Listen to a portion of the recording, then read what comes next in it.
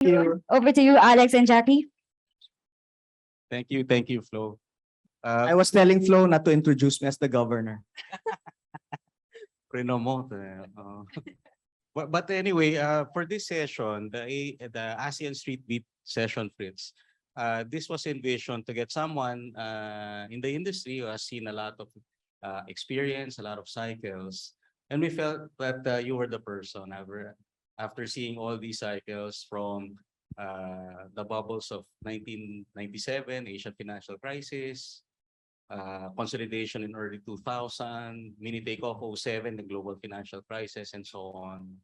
So hopefully you'll give us some nuggets of wisdom in this session. I doubt. No. Thank you, Alex, for inviting us. Really very turbulent markets, and I'm sure the younger ones at the back have not seen anything like this. But those older gentlemen in the mid room have seen several crises already in their careers. Seasoned naman. Seasoned. Season. Seasoned. Hi, Jackie. How are you? Good. It's been 2 years at Maybank. Right. Yeah. Okay, so I'm not yet seasoned, FYI. I'm not yet as seasoned as Fritz and the gentleman in the middle part of the room. But I guess to start the ball rolling, okay, so if you look at the results of corporates in 1Q and 4Q, we've actually been seeing very, very good momentum. But for some reason, it hasn't really been translating to market performance. Yes. So why do you think that What is? gives? Yeah. Well, part of it, I think, is that the Philippines lagged behind other markets and other economies. And so right now, our theme is the reopening story. And yet many markets are already preparing for another round of recession. So we're out of sync. That's one. Two is, if you look at foreign fund flows, it's been net outflows over the last 6 years for several reasons, reduced weighting in the indices, concerns, and so it hasn't been in sync. But I agree with you. If you look at both GDP, full year last year, 5.7, 1Q, as Deputy Governor Daquila mentioned, 8.3, surprise. Earnings expansion, year on year and quarter, they have all surprised. And yet, when you look at year close, it's 500 million net outflow, right? And that's the real concern. When those guys in the middle started their careers, our weight was at 0.4%. It went all the way to 1.2. And now we're back there at 0.4, 0.6. So if you look at the last, 20, 25 years, we lost ground, right? We didn't gain in terms of global importance. And that's what the PSE has to focus on. That's what the government has to focus on. Okay, thanks, Fritz. Just a follow-up question. What do you think will make investors change their minds? The main concern right now, globally and locally, Alex, is inflation. Yeah. Right? And for a consumer-driven economy and a consumer-driven stock market, that's very key. So the whole day we've been listening to speakers talk about the impact of Russian invasion on Ukraine. And for the Philippines, a net importer of both oil and food, it's really a game changer. So what has to be changed is inflation has to be reined in. And until that is addressed, I doubt if we could attract investors, foreign or local, much less push up the index to higher levels. Okay, got it. Yeah. Yeah, so maybe just picking up on that one, since you mentioned that we need to address inflation, and a lot of the factors really affecting inflation are external to the Philippines currently.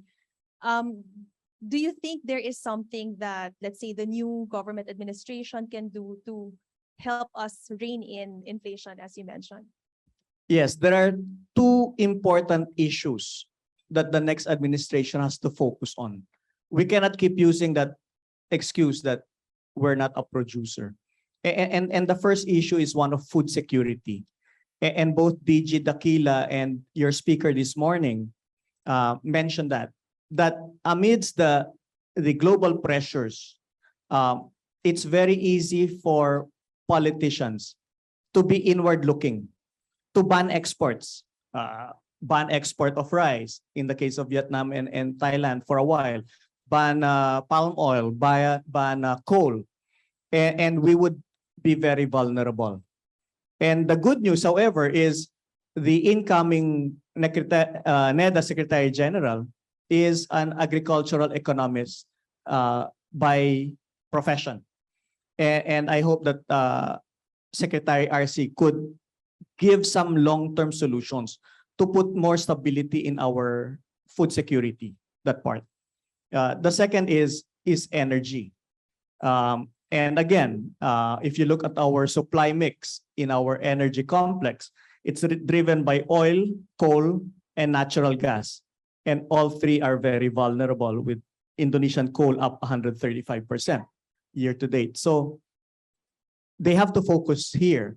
The more we kick the can down the road, the more we become even more vulnerable to politicians suddenly reducing, if not shutting down exports. Yeah. You mentioned about I guess long-term plans for food security, but I guess long-term plans would need some more time to really gestate and for us to really see if there's going to be it's going to impact positively. But what about near term? Are you looking for any near-term signs, for example, of these kinds of external pressures being addressed already?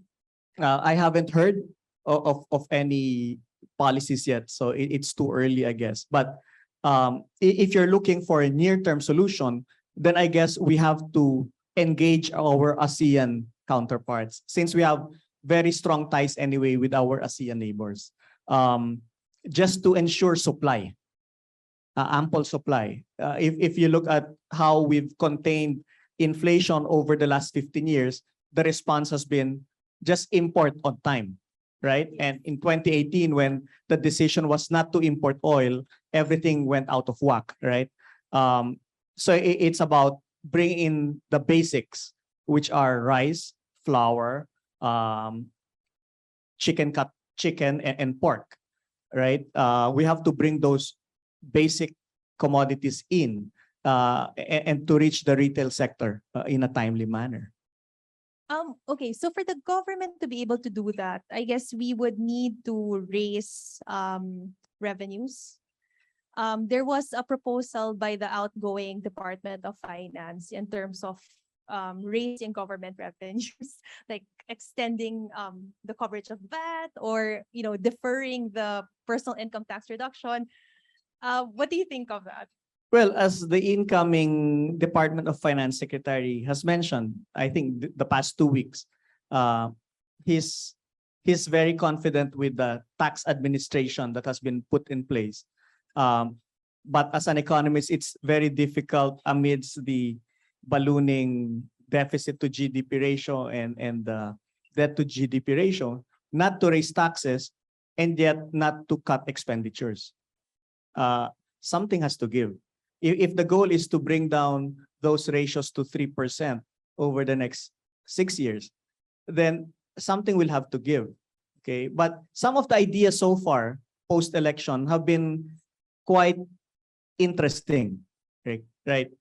Delaying the exemptions that have been put in place with the tax reforms. That's easy, but I think it was Congressman Joey Salceda who mentioned taxes on luxury items, on watches, on luxury vehicles, and the like. The question is, would they pursue that? But I think something has to give in order to sustain the, as Congresswoman Stella Kimbo mentioned, to extend support to the SMEs, which are the largest job creators in our economy, and they've been neglected. So, but amidst the constraints, it will really be challenging for them. Okay, thanks, Fritz. Well, my next No, question. no press here, right? No. As You per might get request. me into trouble, Jackie. No, okay. Now, Fritz, let's see if you put your GS trader hats on. Okay. Again, in terms of interest rates. The Philippine CDS has widened, I think, doubled since last year. The curve has steepened since start of the year. Where do you think is a good place to buy, let's say, 10-year GS? Okay. Or do you have a favorite right now in terms of 10 or that shows a lot of value that you'll probably start picking up? If you look at the 10-year, and Rico there would know more, the 10-year is now approaching 7%. Yes. And the recent high was in 2018, again, when the government decided not to import rice. It went to 8. So if you look at it over a longer time period, this is the bear market. It's beginning to look interesting to accumulate at these levels, right? But if you're still risk averse amidst the concerns and uncertainties moving forward, then the 5s and the 7s, the 7 at 6.5%, is also beginning to look interesting already. I think the secondary market has priced in the 50, 75 basis point rate hikes already. Okay. So the surprise would be, would the BSP raise 100 basis points Okay. if the war goes on, right? And then both the Fed and the BSP is preparing the market for another 100 basis points next year. So theoretically, your 10-year could go closer to 8 by next year, Right. right? But if you look at 8, aside from 2018, the 10-year has never hovered at 8%, Okay. right? Uh-huh. So if you're a retiree like Steve at the back, it's a good time to buy the 10 at close to 8 or close to 7, right? Okay. Because that guy will live until maybe 95, right? So if you look at the corporate issuances, which will be quite aggressive in the pipeline as well, we're now looking at 5 years at over 6.25%, 6.5%, right? The last time we saw that was maybe 8 years ago for the 5s. Okay. So it's beginning to look interesting, even for the retirees. Compare it to your government, to your time deposit at sub 2%, and you get a 6.5 over 5 years for a good issuer. So it's beginning to look interesting as well. Okay. Yeah. Both belly to long end of the curve. Right. All right. But of course, none of us would position 10 years yet. Right. Right. You wouldn't, right? Mm. But for the insurance guys, for the insurance industry, there's been a clamor for more 10s and 20s, Mhm. right? Being long funds by definition. Right. So I mean, relative to the last 5 and 10 years, these levels are beginning to look interesting already. Fritz, how about ROPs? Any sovereigns that you're looking at? Okay. The ROPs, which are the US dollar debt of the Philippines, are more volatile than the peso. And you look at the way the yield curve has shifted up the last 2 years, it's been more aggressive, it's been more pronounced. Simply because it's following the trends of the US yield curve, right? And the US 10-year US Treasury has been challenging the 3% level. Right. So it's been more pronounced at I think it's the 10 years of the ROPs are also beginning to look interesting already. ROPs. Yeah. One more question. I thought this is equities. Ako din eh. De, pero ito isa pa. PJ is not happy that we're talking about fixed income. Isa pa, Fritz. With that said, how do you do your asset allocation now in the next 12 to 24 months? Right. So when your job is to allocate assets, given a pool of 100, notional, let's say 100 million or 100 billion, it's always between interest rates, fixed income, as you've been asking, equity, earnings yield, right, Jackie, and currencies, right? Because now more than ever, Philippine investors have the capacity to invest offshore, right? So we were coming from an aggressive equity position of about what 30-40%. And now when you look at equity markets globally, US and Europe, they're down 15 to 20%.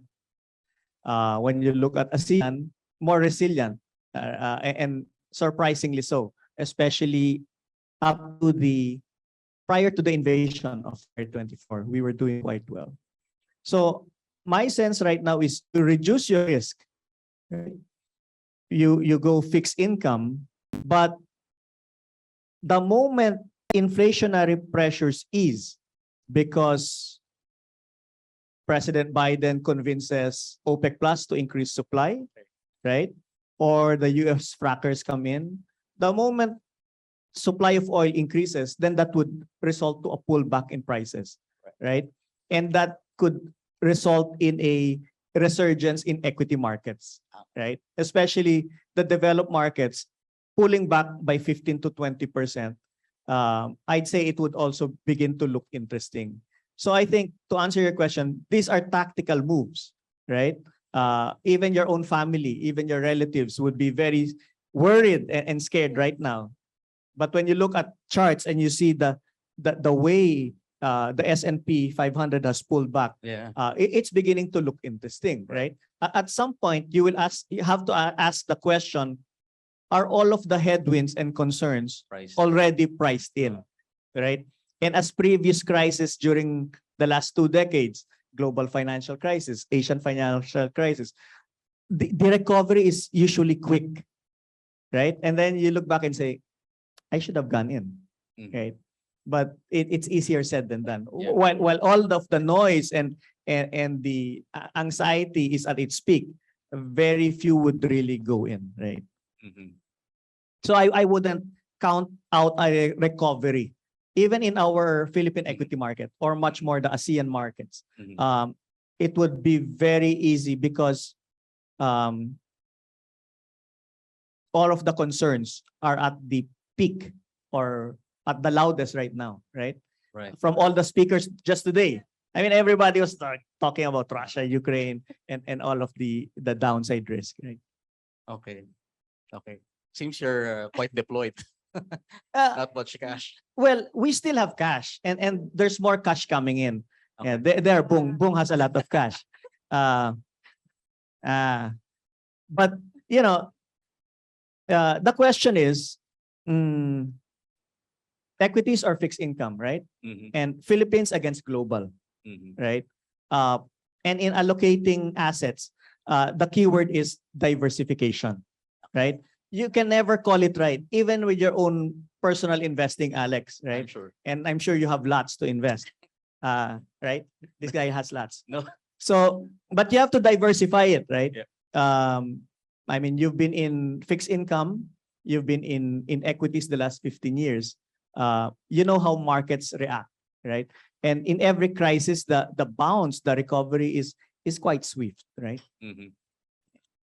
So I guess for me, expanding that diversification theme a little bit, what do you think of certain parang global thematics and megatrends? For example, ESG is something that's, talked about everywhere in the world. Is that something that you're actually, investing in already? Or do you think that's also a trend that's going to be here for a long, long time? Well, of course, ESG has been such a strong theme in Europe and the Americas. And during the last, 15 years, I think, the assets have practically quadrupled, right? So it's been there. In the Philippine market, BDO launched the first ESG fund.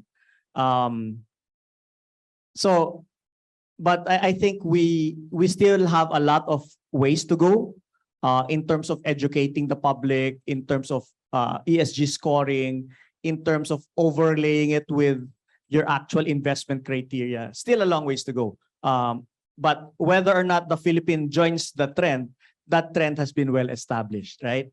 And there are several funds globally that are really like very strong and steadfast in implementing the ESG criteria, right? Really no pollutants in its portfolio, blah, blah, blah, right? So that's been there. Among the global themes, when we were in school, we were always taught that to shift the supply curve, it's about capital, labor, or technology. And so the tech sector has to be there in terms of the long-term global themes. Sure, it's not doing well this year, but it had a great run over the last 5 years. And tech will really remain on the table. Second would be because of maturing populations in Europe, in Japan, and even in the US. Healthcare has to be there. With or without COVID, healthcare is there. And then AI, artificial intelligence, and the subgroup in healthcare would be DNA mapping, genome, and all of that. So I think those are all the global themes that unfortunately are not present in the local economy, right? And that's why to access those themes, we have to use our global partners and feed through those themes through our feeder funds. Yeah. Yeah, I was gonna say actually, if you look at the listed stocks that we have, which also have those themes, it's pretty much your index already. So there's a lot of overlap. So it's interesting that you mentioned that, there's other ways of accessing those kinds of themes, but hopefully we will also have that here more directly as well. Right. In the mid 80s and early 90s, local investors didn't have any choice. It was Philippine assets or nothing, right? Simply because we had a very inward-looking regulatory framework as well. But the last 3 central bank governors have eased those restrictions, have allowed the free flow of capital as well. And many houses operating in the Philippines have launched global funds in the local market. So it's not as difficult, it's not as challenging to access them anymore compared to let's say the mid 80s. Yeah. Not that I was alive already in the mid 80s, No, but you were. some of those guys were already in the market. So very different now. Like you don't even have to have $10 million to access it, right? For as low as $500, you can access these funds. So Yeah. So very different market. So today. speaking of, I guess, regulatory developments in investing and in the market, Mr. Monzon a while ago mentioned something about, trying to do number one, opening up the market to foreign investors as well, and Filipinos also coming out, and then also the selling, basically enabling selling in the. Do you think that those are kind of like, do you agree that those are priority, I guess, developments that we should have to help prop up or, improve market flows as well? Well, in general, the more open our markets are, the better it would be for the consumer/investor, right? That's the basic principle. And once we curtail the free flow of capital, it would just move out in a different way, right? That you cannot monitor anymore. Take, for instance, the 70s and 80s, there was capital flight anyway. So yes, what President Monson described earlier was like educating and capturing the small and mid-sized companies to list, to educate the investors, right? So he described all of that. At our level, what we're doing is likewise to talk about financial literacy, but again, to compare the different array of investment outlets, both fixed income, equities, and alternatives, to the investing public so that they will understand what's out there and how they can access them. Yeah. So I guess flows, as any sort of flows will be definitely helpful. Oh, for the definitely. market. Yeah. If you look at it, we have to deepen the capital markets here. We have to increase the choices available to your generation, right? Um, who were once the fresh grads, but are now have, uh, you know, bigger wallet sizes, right? That we can capture. So anytime we educate the public about investing, and starting it early, then that should always be positive to the development of our local capital markets. Definitely agree. Okay, thanks, Fritz. I have a question, just quoting Florence again, 1.2 trillion pesos, which I believe is not an updated figure. But how do you manage that enormous size of funds? Mm. Well, so it's to the credit of the institution that we were able to continue to grow, right? Amidst the challenges in the last decade or so. So for BDO, we were able to double our assets under management over the last 8 years, from 580 billion to 1.2 trillion today. So your question is, how do we manage that? By coming up with teams, no? So that we could remain nimble amidst the size, right? So we have teams of fixed income specialists and fund managers, and we have teams of equity fund managers and specialists as well. And what I do is I ensure that they are talking to each other, that they are sharing the strategy, that each one understands the outlook and the strategy, and that we move in the same direction. Okay, so gone are the days wherein different fund managers would move in different. Yes, right. So even physically, I put fixed income together, I put equities together, so that there's an exchange of ideas and trading ideas and securities that they could look at. Okay, makes total sense, Fritz. Yes. Yeah. Otherwise it would, and the returns would go in different directions, right? Right, right, So you have, select clients doing well, but most are not doing well. right. So, but if you encourage, teams meeting, coordinating, and sharing ideas, then most of usually they move in the same direction. Okay, makes sense. Yeah. Note to myself. Yeah. Yeah, yeah, Talk a lot in the office. yeah. Now you talked about strategies. Going back to the stock market. Any sectors you like right now or dislike? Well, I mean, all your speakers the whole day were talking about inflation and higher interest rates, and DG Dakila was talking about more rate hikes moving forward. So the main beneficiary there would be the banks, right? The banks are the biggest winners because we're able to reprice the loans at higher levels. Especially if you look at the last 3 years, these are definitely higher levels. So sometimes there's a lag, okay, but it will happen. The latest indicator also, you're seeing loan growth already begin to slowly accelerate.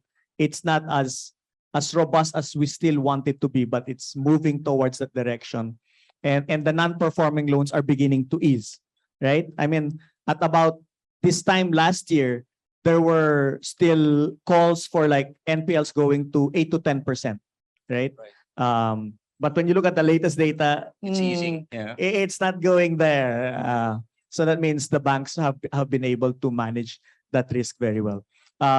So banks would definitely benefit. I think transport would benefit, whether you're looking at the port operators or even the airlines in general.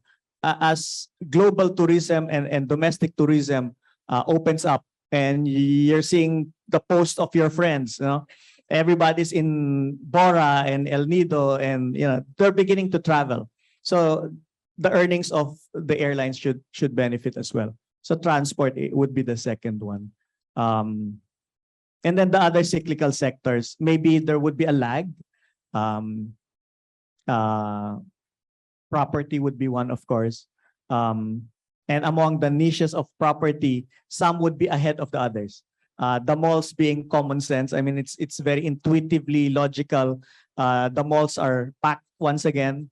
I went out for the first time last weekend, and I saw my analysts there. I saw our people in the mall. So, and they were not just walking around; they were buying already.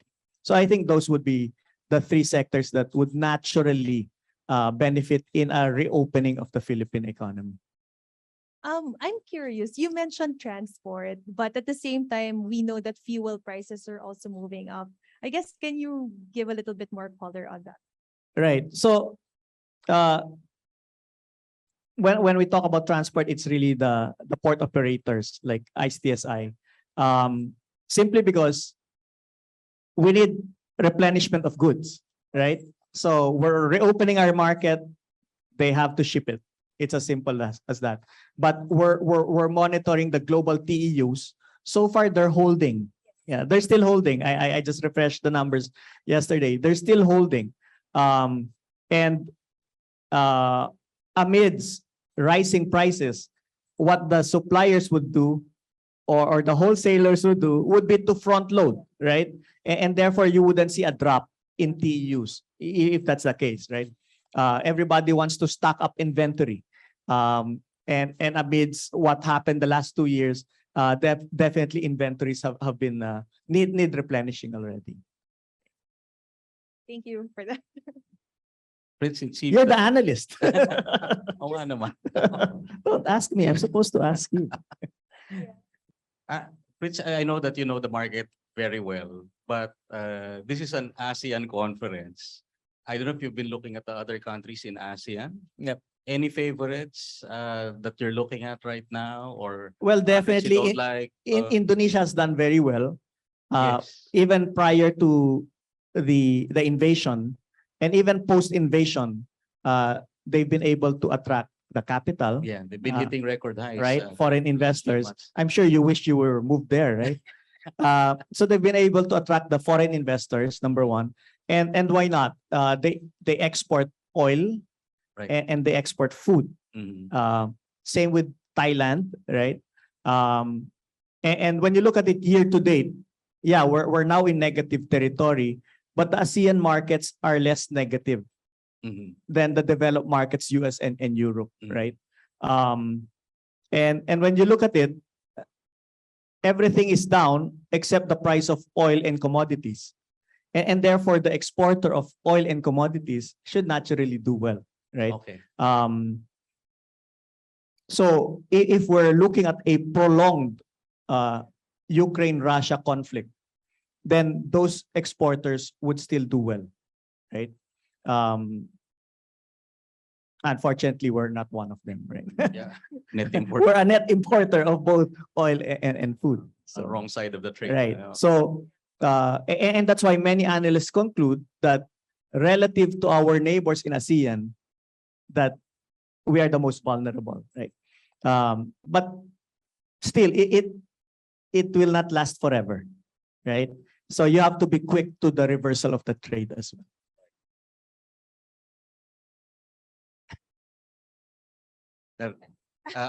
Ako ba? No, we have one, another question, different asset class.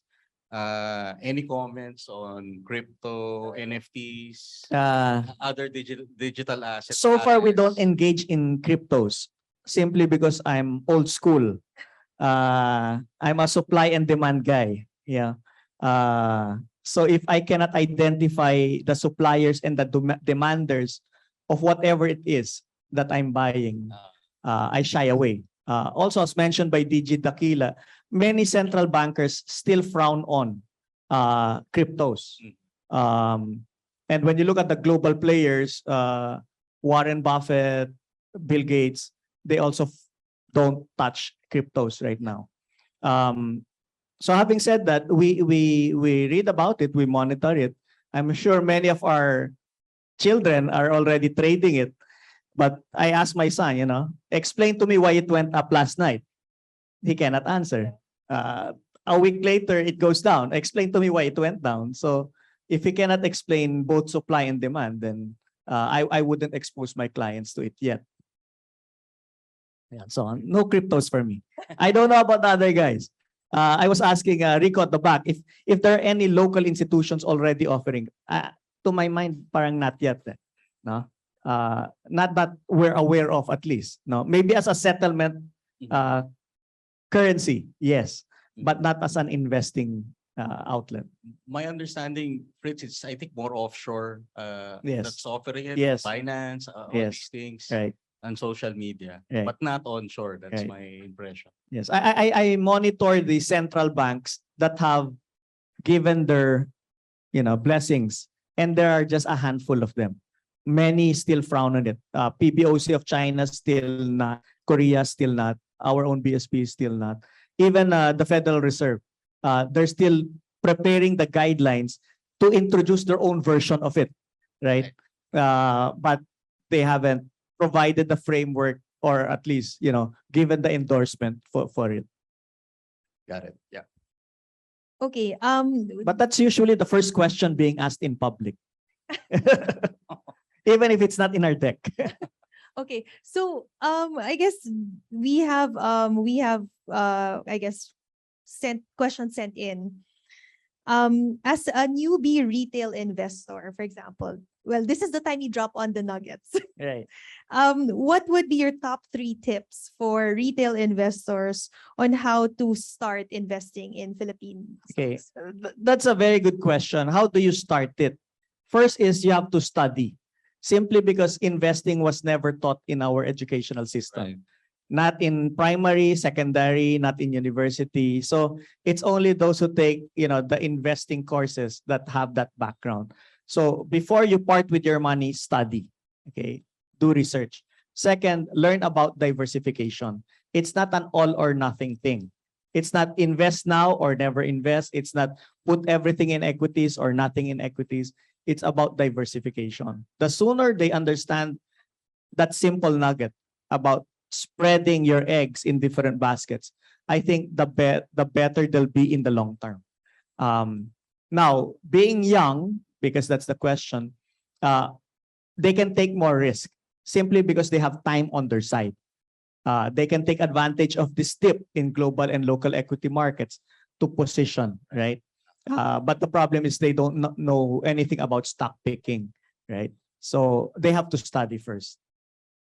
There's a lot of online material. Like when you want to study, there's going to be a lot of online material. Some of them are reliable, some of them are not. Right. How would someone who doesn't understand anything know what's Fake news and what's actual, right? yeah. So one is select the source of your information, right? So it has to be a reputable website at least. Okay. Second is they should also invest in attending conferences, right? Whether virtual or actual. And this I'm teaching to my 2 sons. If they are to invest and they've been investing since they were young, they also have to listen, to hear the experts in whatever advice they could give them, right? So that's part of the learning, right? And after that, they can start investing and parting with their money. At least once they're losing, right, they know why. They have to answer the question, why am I losing today or this year or this month? If they have no idea, then they have to put a pause in parting with their cash and study some more, right? Yeah. So there you go. Study, diversify. What is the third? Yeah. Do it. Just do it. And do it. Yeah. Attend conferences, whether virtual or it's different when you're just reading in the website, and it's different when you're listening, right? When you're listening, you're more tuned in, right? And hopefully they ask, they engage with the speakers, and then most of their curiosity questions would at least be answered. That's true, actually. Right. Okay, another sent in question. And thanks for that. Super helpful. What keeps a Fritz Ocampo up at night? Net- About the market. Netflix. Oh, yeah. Puyat Oh, yeah. Netflix. No, right now it's really about inflation and the S word, stagflation. For the Philippine context, we are very far from stagflation, but it's emerging as a global concern and issue. So you have hyperinflation all around the world, including the Philippines. But in the Philippines, we're still projecting 6.5 to 7% growth. So that's not stagnating economy, right? But if you look at the latest forecast of the World Bank, from over 5% growth clip last year, it's sub 3% already. So that is a significant downgrade in the growth clip.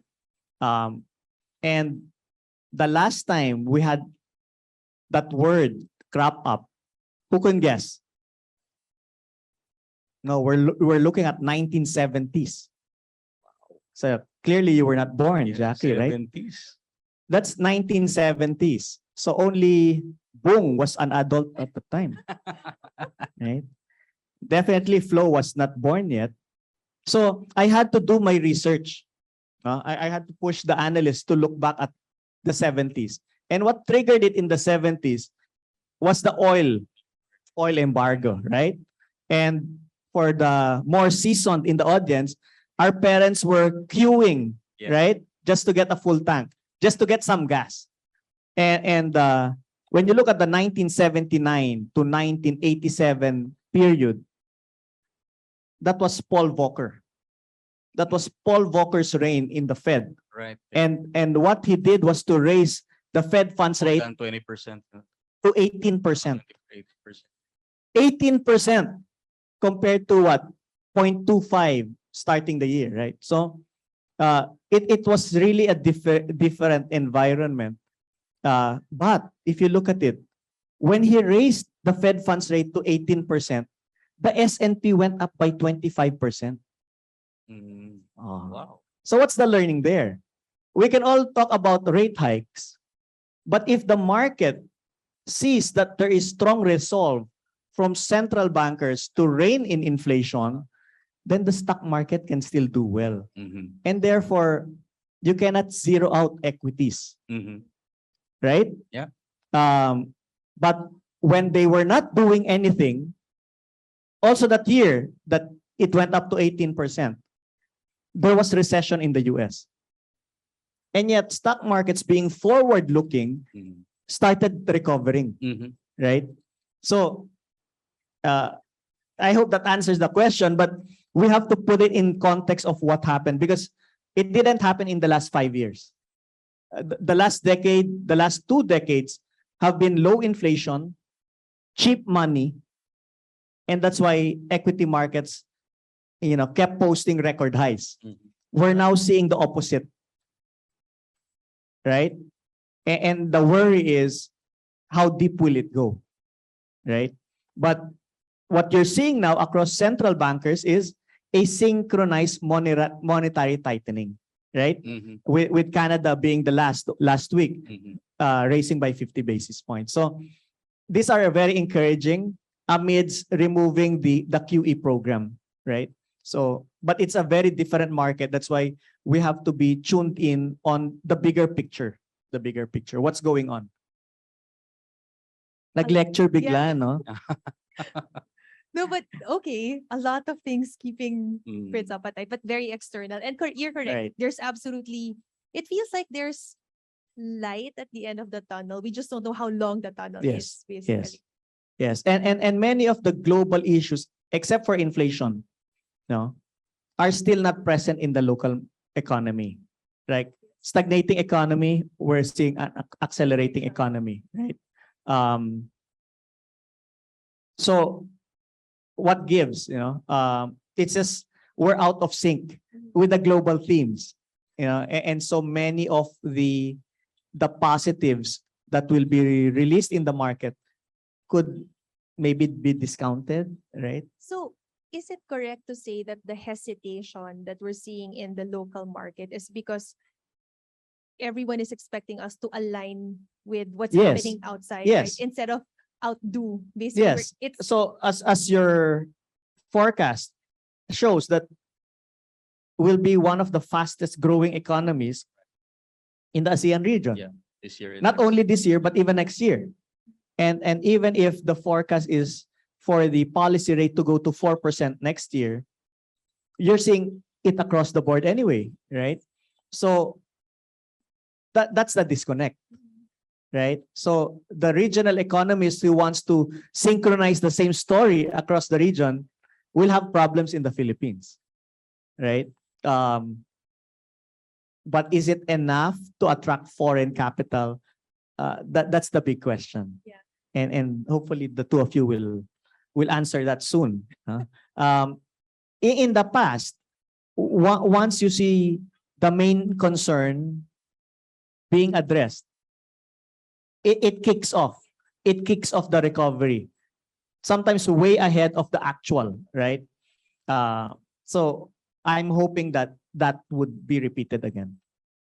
Us too. That's what we're hoping as well. Right? Well said, Fritz. Yeah, otherwise we won't be here next year. Alright. We'll just be in your office. Right. Right? So, and Flo might not be here anymore. Uh, Yeah. ito, Fritz, I have a Miss Universe question. Oh no. You've been investing for a long time. Do you look up to certain successful fund managers abroad that you pattern your investment style to?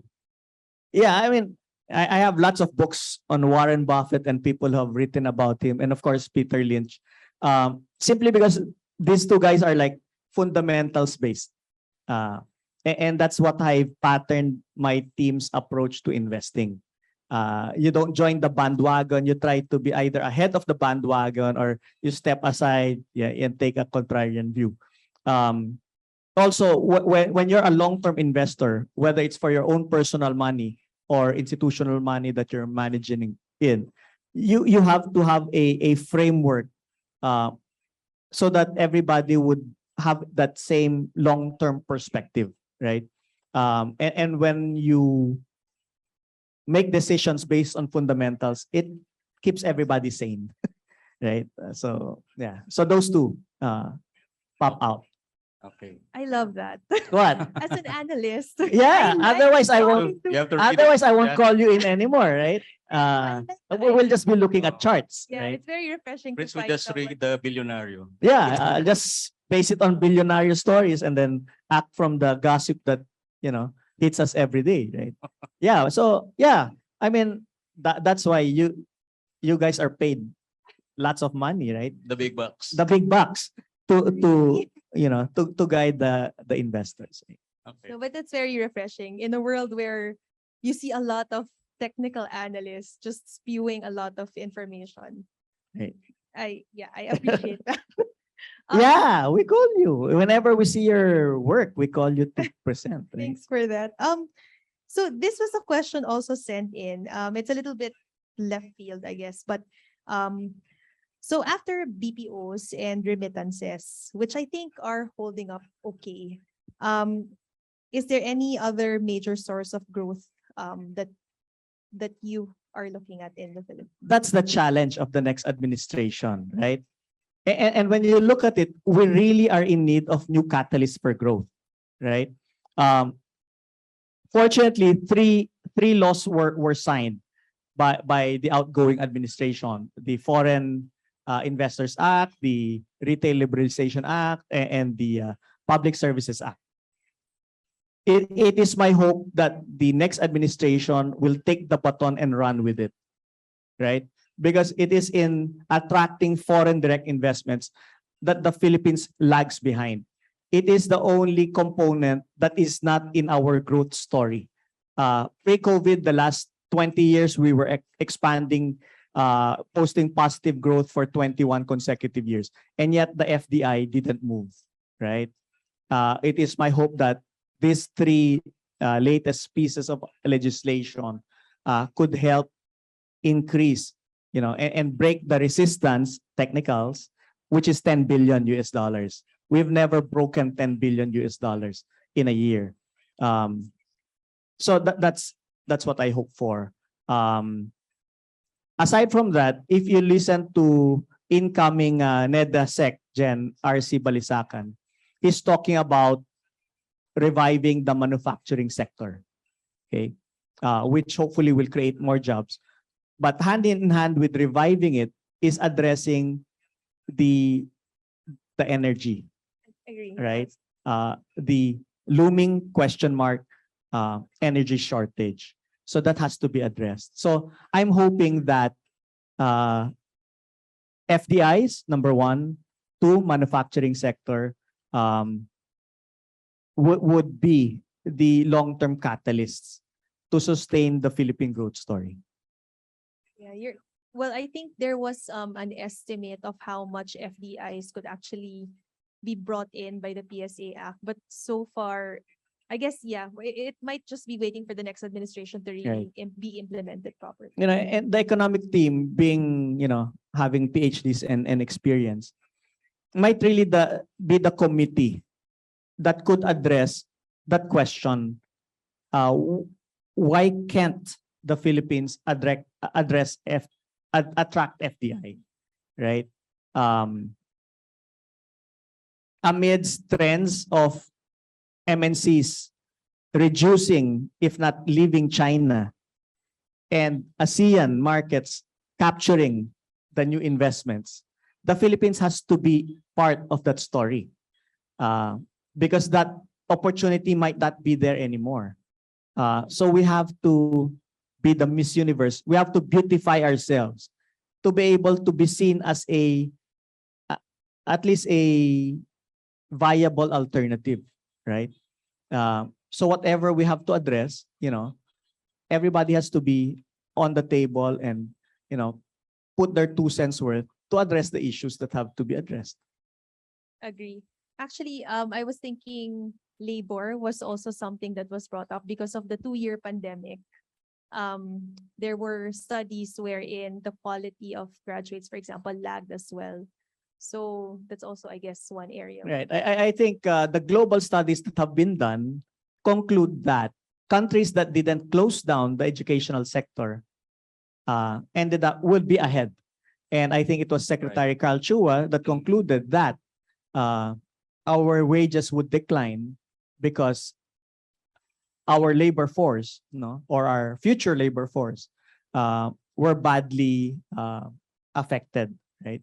So, I mean, if we are to sustain the growth pace, then we have to review the ailing educational system and address everything from literacy to numeracy, to being tech-driven, so that the Filipino worker could remain globally competitive, right? Whether it's to remain in the Philippines or to go offshore and get those jobs offshore, the Filipino worker has to be competitive and viable. Agree. I don't see any more questions on the online chat group. So there are really questions online? There are. Wow. I thought they're all just No from you. imaginary question. Oh, I thought you were There just are. If you scan through the Floyd's laughing at me. QR No, code. it's Florence sending the question. Yeah. Floyd's the one texting Jackie. I think there's a question. Oh, yes, we'll open the floor. Sorry, time flies when you're having fun. Open the floor for questions for the audience. I mean, since you have touched about labor force just now, I mean, look at Philippines labor force participation rate. It's the lowest in ASEAN. So I'm trying to find why is that so? I mean, Philippines has population of 110 million, but still the participation rate is very low, even lower than Singapore, lowest in ASEAN 6. Right. Yeah. That's a very good question. I don't know if I have the answer, but part of it is that very few Filipinos are able to complete their education. The numbers are quite dismal in that sense. And so having vocational technical courses that train our people to be welders and other technical skills that allow them to be brought to the oil fields in Kazakhstan and in the Middle East is part of the solution. I think part of it also is that the beneficiaries of the OFW remittances have become lazy and have just depended on the inflows and converted the dollars so that they could do their purchases. But more in-depth studies has to be done, hopefully by the Department of Labor and the migrant incoming secretary Toots Ople. The good news is that the Philippines still has a very young population, still expanding by 2.4% every year, average age 23. We're fluent in English, but it doesn't stop there. I mean, globally, people are moving up the tech chain, right? And if we're not able to prepare the next generation for those jobs, then over time, our competitiveness would also be affected. But yeah, a lot. We have invested in our youth. The budget for education has really been prioritized, at least over the last decade. But are we teaching our young people to prepare for the jobs ahead? Is there coordination between education and the labor, market? What needs to be done? I have my own concerns there. Thank you so much for that. Any more questions from the floor? I think they want to start drinking Yeah. already, Alex. Oo nga eh. They're waiting for the bottles to open. Okay, so on that note, I'll pass it on to Flo. Florence?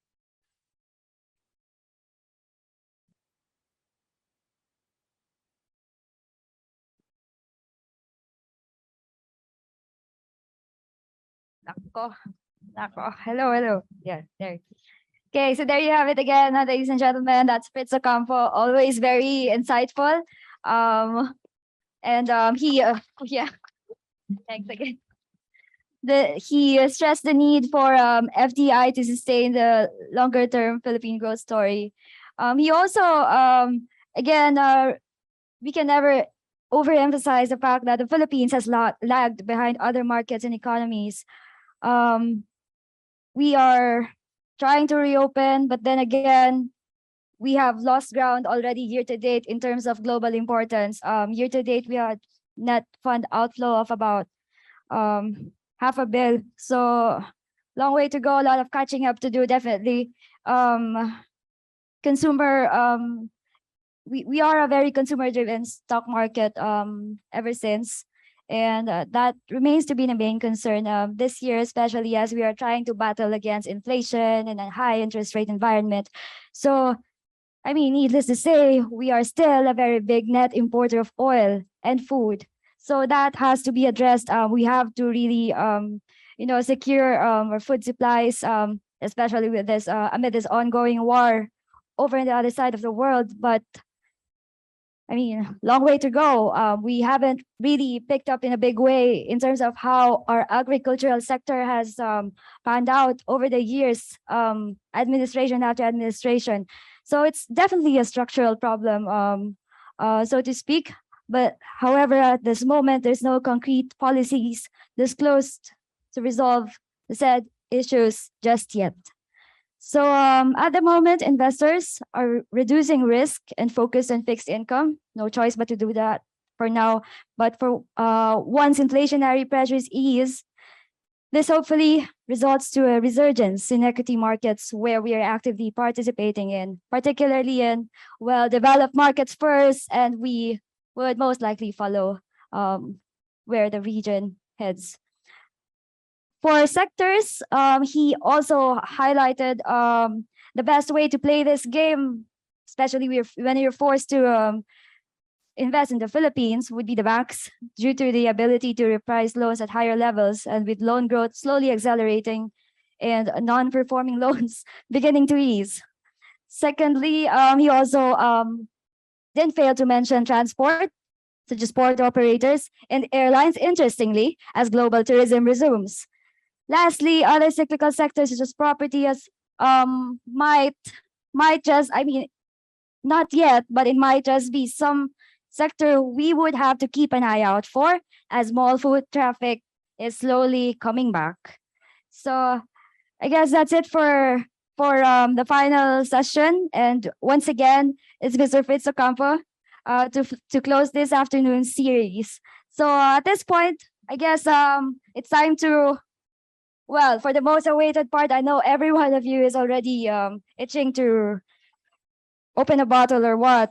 So let me call in Maybank Securities President, once again, Mr. Alex Daouz, for a few words before we head on to that part. Alex. Thanks, Lawrence. Okay, firstly, I would like to start by thanking you all, the speakers, for their excellent, thought-provoking sessions. Lots of ideas this afternoon that were said. Picked up a lot of interesting tidbits and anecdotes. Let me also begin with our speakers, Philippine Stock Exchange President Ramon Monzon, BSP Governor Ben Jokno, BSP Deputy Governor Francisco Daquila, and Banco de Oro Trust Chief Investment Officer Fritz Ocampo for their respective insightful presentations. Thank you also for our Maybank local and regional colleagues for organizing and ensuring our Invest ASEAN face-to-face Philippine event is a smashing success. And more importantly, I would like to thank you all, the participants, for joining. Some of the key messages in this afternoon's event has been focused mostly on growth and how ESG also has been becoming more mainstream and a key determinant for those investing in capital markets. As you know, we at Maybank Securities Philippines aim to be thought leaders in ESG. All of our stock coverage have detailed ESG information available to guide investors in their investment decisions. Also, we are one and the same with our distinguished speakers that we remain positive in the long-term prospects of the Philippines. As one seasoned market investor put it, every time when markets are inspiring, always look up to the blue skies. On that note, let us always look up towards the blue skies and always stay positive in the Philippines. Thank you again, everyone who attended today's face-to-face Maybank Invest ASEAN Philippines session. Just a program note, we revert back to a virtual conference starting tomorrow, Thursday, June 9, with more timely and important conversations coming. If you haven't signed up, please do so. The next segment of our event really is the fun segment. We want to show our Maybank hospitality through our fellowship night that starts in a few minutes. So thank you everyone again for coming. And drinks will be served. Officially, the open bar starts at 6, but there's already drinks. So let's all have fun. All right. Thanks again, everyone. Bye.